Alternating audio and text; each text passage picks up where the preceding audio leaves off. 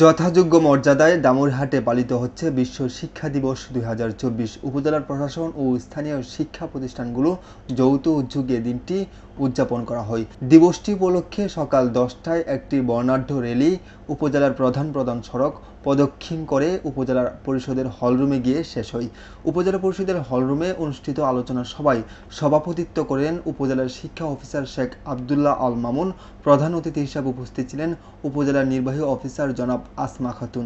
এতে স্বাগত বক্তব্য রাখেন একাডেমিক সুপারভাইজার কাজল কুমার সরকার।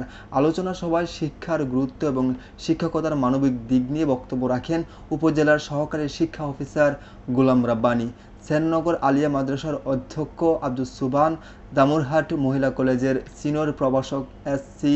আলবার্ট সরেন, মাধ্যমিক শিক্ষা সমিতির সভাপতি মুকুল হোসেন এবং ফার্সিপাড়া সরকারি প্রাথমিক বিদ্যালয়ের সহকারী শিক্ষক মুস্তাফিজুর রহমান। প্রধান অতিথির বক্তব্যে উপজেলার নির্বাহী অফিসার আসমা খাতুন শিক্ষকদের দায়িত্বশীল ভূমিকা, নৈতিকতার সাথে দায়িত্ব পালনের উপর গুরুত্ব আরোপ করেন। তিনি শিক্ষার্থীদের নৈতিক এবং মানসিক বিকাশের গুরুত্বপূর্ণ ভূমিকা পালন করতে আহ্বান জানান। বিশেষ অতিথিরা শিক্ষার উন্নয়নে শিক্ষক সমাজের ভূমিকা, দায়িত্ব নিয়ে আলোচনা করেন এবং শিক্ষকদের সম্মান জানান। আলোচনা শেষে দিবসটির তাৎপর্য তুলে ধরে শিক্ষকদের আরও উৎসাহী ও দায়িত্বশীল হওয়ার আহ্বান জানান।